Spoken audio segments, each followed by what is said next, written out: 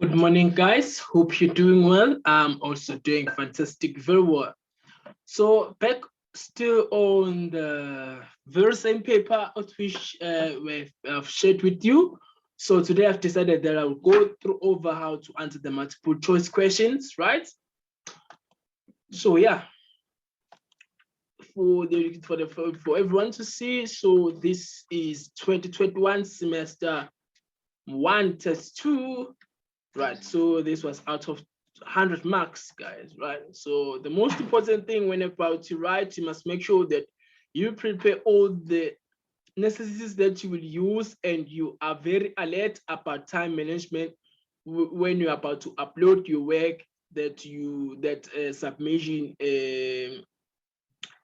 submission folder does not take you out, right? So let's go through question 1. So now what we were given is that if the price of the fertilizer used in wheat production drops, right?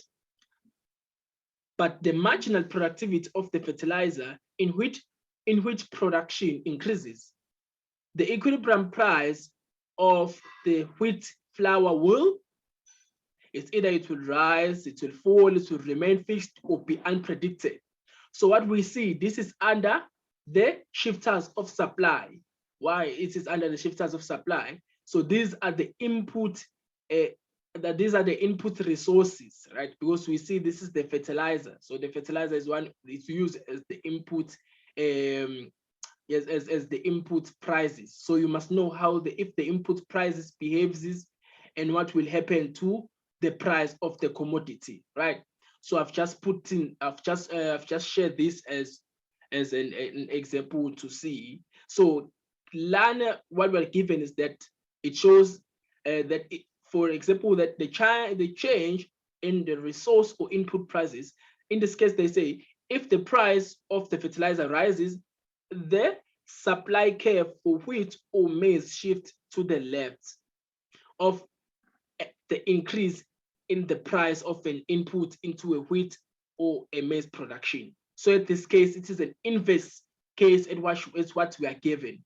So therefore, from this question that we are given, we know very well that it will fall, because if the price of the fertilizer that is used is now drops and you have more of a productivity and you do not want your productivity to perish, right? So you must reduce the price so that you will sell more of that of the commodities that should be supplied. All right, pass. So now question 2 says that on a given isoquant, as firm keeps on employing more of variable inputs X1 and saving variable inputs X2 after the law of diminishing marginal return sets in. So now you see what exactly they're speaking about, right?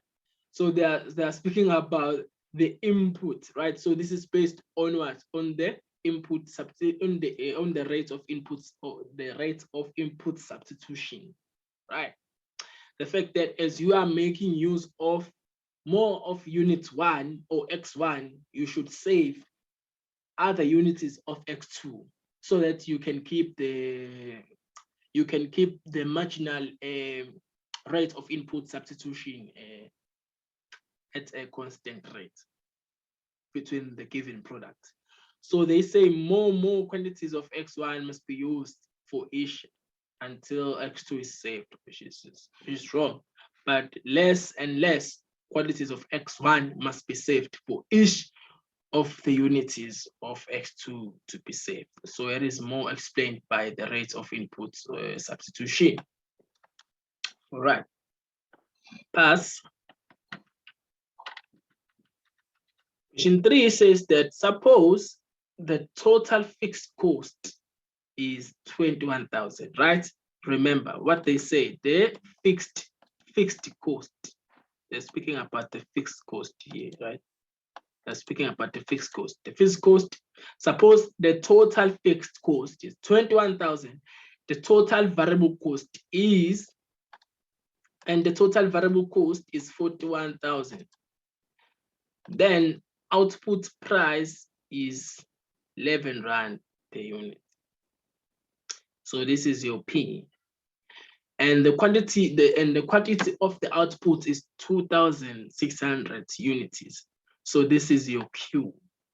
So what you are given the fixed cost, you are given the variable cost, you are given the price, you are given the units.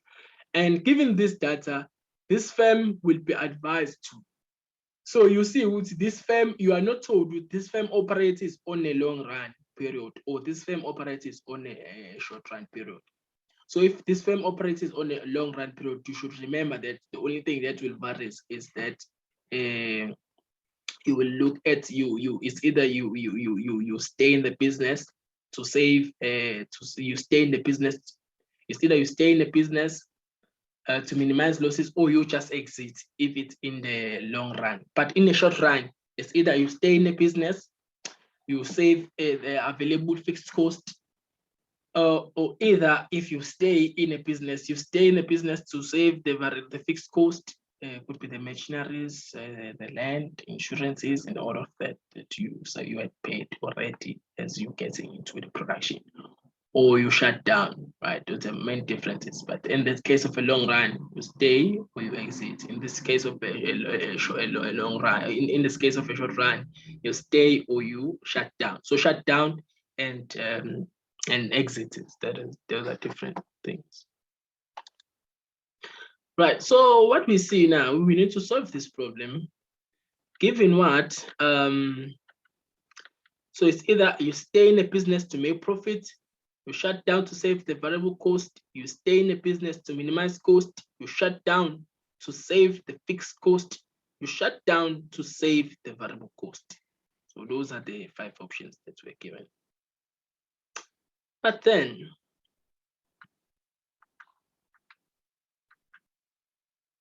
we're never told it is a short run or a long run case. So what we know is that we must find the total revenue. So the price was 1 rand per unit. So you have 11 rand multiplied by 2,600 units, then that gave us 28,000 rands of a total revenue. Then we know that the total cost is equal to the variable cost plus the fixed cost. Then we know that now we have the total cost of 62,000. The price is 11 rands, the quantity is 2,600 units. Then is from the note. If the case now is that the firm decision rules is that it's a short run, we only have 3 decisions.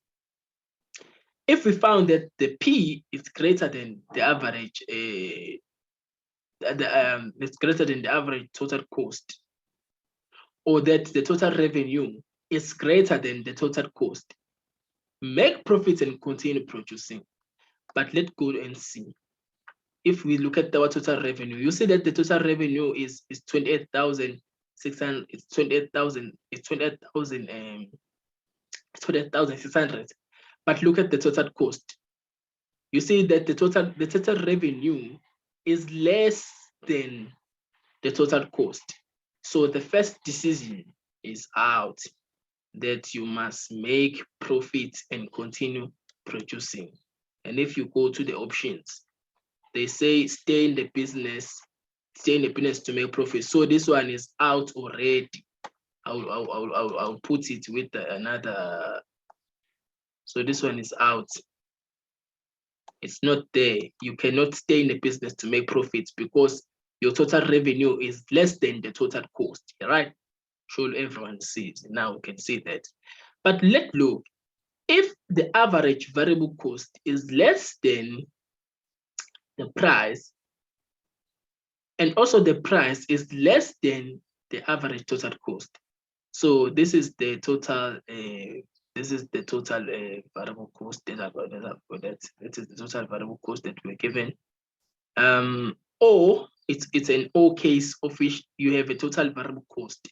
If it happens that the total revenue is less than, if this happens that the total revenue is less than the total cost, oh wow, that is true, because at this case we have the total revenue of 28,600, which is less than 62,000 of the total revenue. Okay, that could be possible. But now let's look. The total revenue should be greater than the total variable cost. Let's go and see our total variable cost. All right, the total revenue is 28,600. It is not greater than the total variable cost, because you see that the total variable cost is 41,000. So it is greater than the total revenue. At this case, since this one passes, which is the total revenue is less than the total cost, and this is and it should also happen that the total revenue is also greater than the total variable cost. At this case, that is not happening, because we see that the total variable cost of ours is 41,000, right? It is 41,000, and we also have the total revenue that we have. It is less than 41,000. Then if this case was possible, you see also, if we're looking at this one, the price, they say the price should be this one fails because this one is not possible. If price now is greater than the average variable cost, let's go and see how to calculate the average variable cost. If the average variable cost, you say VC over Y. So now VC over Y gave us the 41,000 over 2,600, because those are the unities. Then we have 15.7, right? So the price was 11 Rand, remember guys, right? So 11 Rand is less than 15.7 rands. So this is also not possible, because the price is not greater than 15.78. Still impossible. So this one, still impossible. The price now should be less than the average total cost. Okay, we go and look at that one. Now we go and calculate the average total cost. So if you have the average total cost, you take the two variable cost, and if you want to check that one, you say the average variable cost, the average total cost, you must have VC plus FC, divide both of them by Y, and also this one, divide it by Y. See, because we would want to find all the alternatives. So VC that we have, which is our variable cost, it is 41,000. I think we have already calculated the average VC. We just need to put that 15, as in 15.778. And we need to plus. Okay, plus our FC, which is the fixed cost.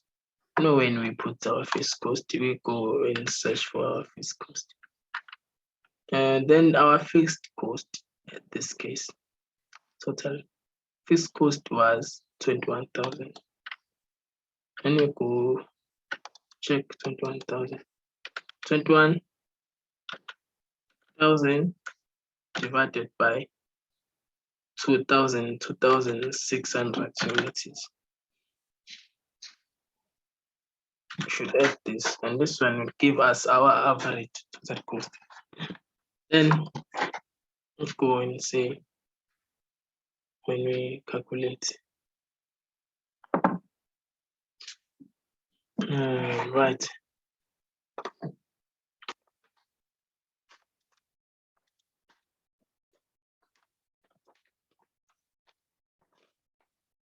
right?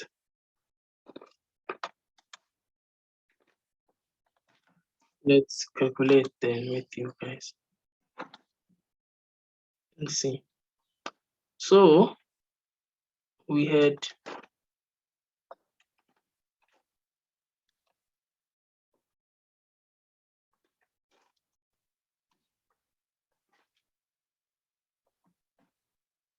we had 15.78 plus 21,000 divided by 2,600.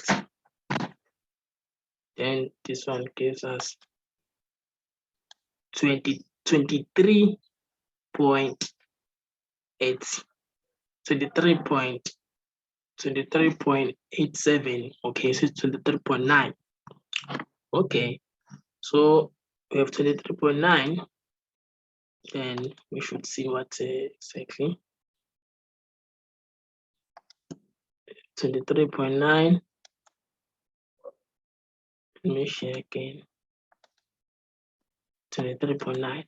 So if we got 23.9 when the all of this was done, we have 23.9, 23 rand point 90 cents. 23 rand point 90 cents. So this is what we found. So now we see that the price is less than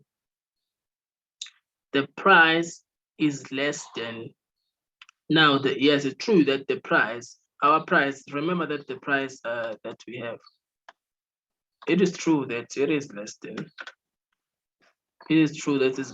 since we had 11 rands, right? So it is true that the 11 rand is less than 23 rand point 90 cents. But the only impossible case is that the price is greater than the average variable cost. It's not possible because with the price that we have, it's 11 rand. If we ever say something like this, for instance, look guys, if we say something like this, then we know that our average variable cost is this one. This is how we calculate our variable. And when we find, we found 15 rand point 8 cents. You see, this is not now corresponding with this one, because at this case we found that the price is not greater than this one. The price instead, the price is less. So this one is not possible. At this case, we found that the price is less than this. So this one is not also a possible case. Which means if it's not a possible case, you also check the other possible cases. Then if now the total revenue, we look at the case that looking at case number 3, which is the total revenue should be less than the total variable cost. Then you see that the total revenue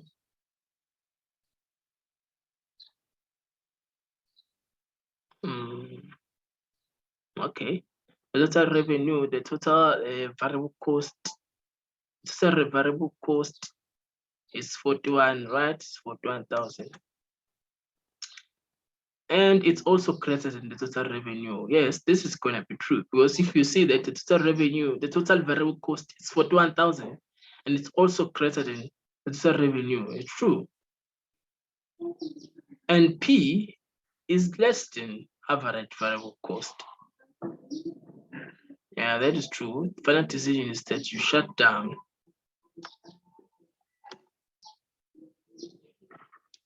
The final decision that you shut down and lose your total fixed cost. But that final decision is not given in the options below, which means it was none of the above. That's how you go and search accordingly. In this case, the short-run decision not to produce anything, firm still needs to pay the fixed cost. So now it's either the firm still has to pay the fixed cost, then you shut down. So now you have still need to pay for the fixed cost.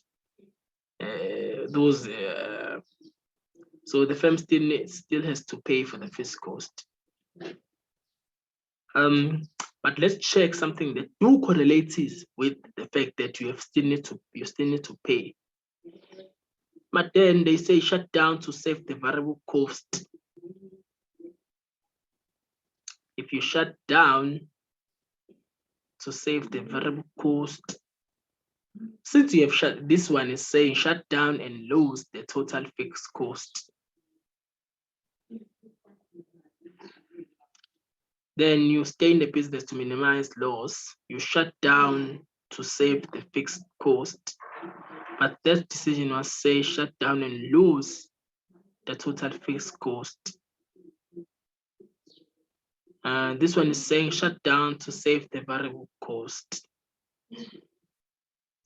Since you are shutting down and you are losing the total fixed cost, if any case, because this one is not given, we rather take B.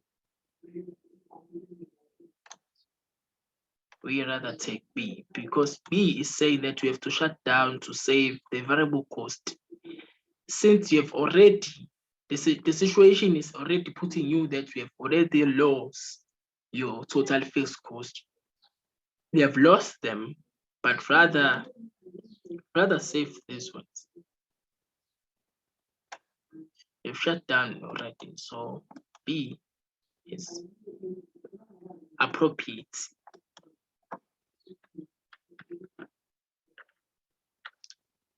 So number 4 is that the producer is at the optimum when supported by, okay, no, the producer is at optimum when then marginal revenue equals to marginal cost. That is true. Profit is at maximum. The producer is at optimum when, but this is the true case. And also profit is at maximum. So it is also, this is also